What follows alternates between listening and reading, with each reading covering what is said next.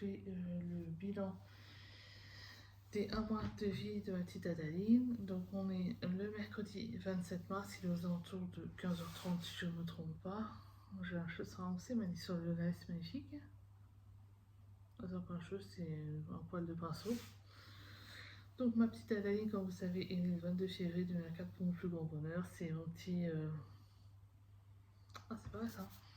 Mon petit rayon de soleil, ma petite joie de vivre, ma motivation principale pour tous les jours, pour me lever, surtout pour son dans une période de sel, faut suivre pas de chiens. Parce que il pleut. Pour ça. C'est mon petit rayon de soleil, ma petite joie de vivre, ma petite motivation de me lever le matin. Parce que comme vous savez, en ce moment, c'est pas une période très très facile. D'un point de vue où je suis séparée officiellement de mon conjoint. On vit encore ensemble, mais je suis en train de chercher un autre logement pour moi, ma fille et mes animaux. Et l'entente n'est pas forcément mon beau-fils tous les jours, mais honnêtement, ma petite puce, c'est ce qui me donne ma motivation de me lever le matin, c'est ma joie de vivre, c'est mon petit rayon de soleil du quotidien. Donc, Daline est née le 22 février, comme je vous disais. Donc, elle a fait son bilan la semaine dernière chez le médecin pour ses 1 mois de vie. Elle pèse 3,3 kg, elle mesure 49 cm. Donc elle a pris un bon kilo depuis son mois de naissance, quand elle est née, elle était à 2,4 kg, oui, presque 1 kilo complet elle a pris. Elle prend bien ses biberons, en plus maintenant, je prends un babyphone parce qu'il est à côté de moi, elle les réclame, plus besoin franchement de la réveiller pour les prendre, ça c'est super, prendre des biberons de 120, 150 ml, au début on a commencé quand elle est à 10 minutes, donc je laisse voir la progression. Franchement c'est super, c'est un bébé qui est agréable, un bébé qui pleure que quand elle a besoin de quelque chose, donc d'un câlin, d'être changé, qu'à la fin, voilà, franchement, là-dessus, il n'y a absolument rien à dire. Elle s'adapte à toutes les situations, on la ramène à droite, à gauche, franchement, elle dit rien, elle est calme. J'ai vraiment un bébé génial, quoi. Comme je dis souvent, j'ai un bébé, j'ai de la chance, que là, les bébés, ils pleurent beaucoup. Moi, la mienne, franchement, la chance pour le moment. Après, ça peut changer, hein, voilà, on n'est pas à l'abri que ça change dans les mois à venir. Mais pour moi, franchement, là-dessus, c'est nickel. Donc voilà, alors niveau vêtements, maintenant elle rentre. Le 1 mois, elle nage plus dedans comme elle nageait il y a encore quelques semaines. Parce que le 1 mois, elle remplissait pas. Quelques semaines, le 1 mois, elle remplit. Je pense que dans peut-être 2-3 semaines, on va commencer le 3 mois. Mais bon, à voir comment elle évolue. Et aussi, Adèle, elle a aussi, j'avais dit, un petit souci. Maintenant, c'est plus un souci parce que c'est quand même réglé.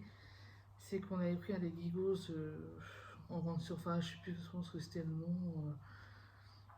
Qui au final lui convenait pas. Elle faisait comme un reflux gastrique œsophagien, sauf qu'elle vomissait pas, elle n'avait pas les régurgitations. Mais dès qu'elle prenait le biberon, ça faisait comme ça, elle se remontait les jambes comme quand un bébé quand il y a des gaz en fait, sauf qu'elle c'était vraiment des douleurs à l'estomac, c'était vraiment quand le biberon était fini, elle faisait ça, on a compris très vite que c'était ça, donc le médecin a prescrit un lait plus épais, avec si besoin un épaississant en plus, et au final on n'a pas besoin de mettre l'épaississant. Le lait épais convient très bien, elle n'a plus de problème, elle digère beaucoup mieux son lait, et c'est parfait. Et en plus, il n'est pas beaucoup plus cher qu'un normal, parce que je crois que si je ne me trompe pas, la boîte en pharmacie, elle est une vingtaine d'euros, un normal, il est quasiment pris à peut-être 2 ou 3 euros près en fait. Donc voilà. Sinon, j'ai trop hâte de pouvoir lui acheter des petites tenues pour l'habiller, parce que là, elle est souvent en pyjama. Parce que tous les vêtements qu'on a, au niveau de la taille, c'est trop grand. Au niveau des bras, ça lui fait des manches comme ça, comme simplet dans les satinats, qui baillent comme ça jusque-là. Donc pour l'instant, elle reste en pyjama. En plus, à la maison, ben voilà, comme ça, elle est au chaud, elle est confortable et tout. Et donc voilà, sinon avec les chiens, ça se passe super bien. Ils sont pas franchement jaloux, à part la petite Ulbana, parce qu'Ulbana, je pense qu'elle devait se prendre pour le bébé de la famille en fait. Donc comme ça, plus petite, elle est un petit peu à réclamer un peu plus notre attention. Les autres, franchement, ils voyaient la petite, ils vont la renifler, s'assoient à côté d'elle. Quand je donne du bon, je suis dans le canapé. Ils se mettent à côté de moi, ils cherchent pas il y en a un qui aboie dehors d'ailleurs. Ils cherchent pas à lui sauter dessus, à être brusque avec elle. Ils ont compris que c'était un bébé, ils vont tout doucement. Voilà. Et pourtant, au début, Mathieu a des doutes sur Hunter, parce que Hunter, elle a toujours été proche de moi. Donc il pensait qu'Hunter allait être très jaloux, allait soit me faire la gueule, soit essayer d'être un peu brute avec la petite. Et au final, c'est lui le plus doux. Donc comme quoi, voilà. Donc voilà, à part ça,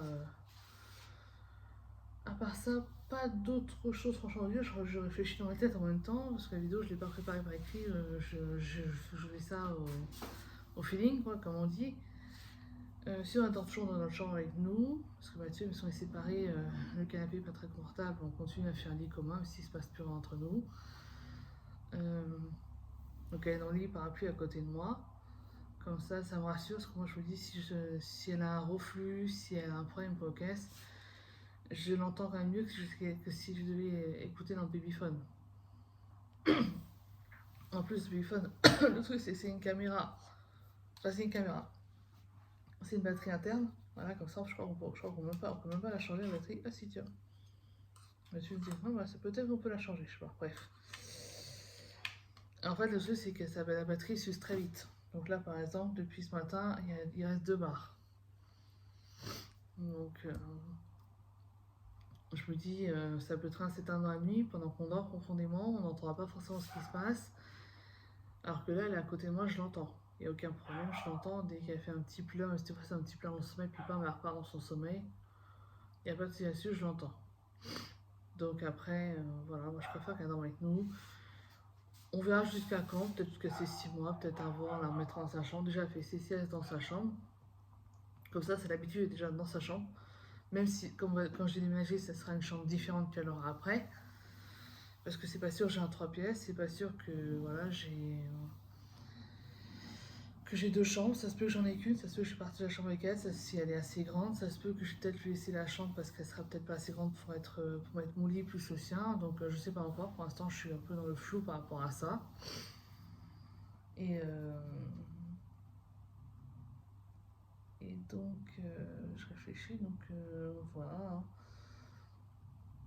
Après, j'ai fait toutes les démarches administratives depuis que je suis entrée dans la maternité pour qu'elles soient enregistrées dans les administrations, les impôts, la CAF, la Sécu, et ainsi de suite. Comme d'habitude, la CAF c'est la plus longue, la Sécu était plus rapide, au bout d'une semaine enregistrée, les impôts c'était une flèche. Alors, j'ai envoyé le courrier un samedi, le mardi était enregistré. Hein. Très bien, nickel.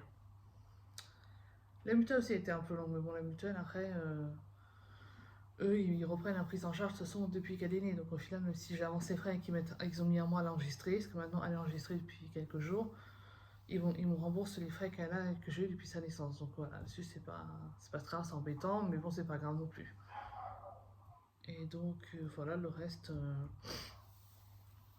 franchement, ma foi, j'ai pas grand chose à vous dire de plus. Voilà, ça reste un bébé qui est agréable, un bébé qui est pas embêtant, franchement. Aucun bébé n'est embêtant, mais c'est juste quand je dis pas embêtant, c'est plutôt quand je dis c'est un bébé qui dort quand même pas mal, qui nous fait presque des nuits, parce que maintenant qu'elle a le biberon à 150, elle a le dernier biberon à 23h. Avant, même là, il va encore. Hier soir, il avait un biberon à 2h du matin. Là, j'en parlais avec ma mère qui est une ancienne infirmière de pédiatrie, maintenant qui est retraitée. Elle dit maintenant, si elle dort, faut pas essayer plus de 6h quand même d'écart entre les biberons. Le biberon de 2h ou 3h du matin, c'est après une dernière 23h ou 23h30. Elle réclame le prochain à 5h du matin, je la laisse dormir.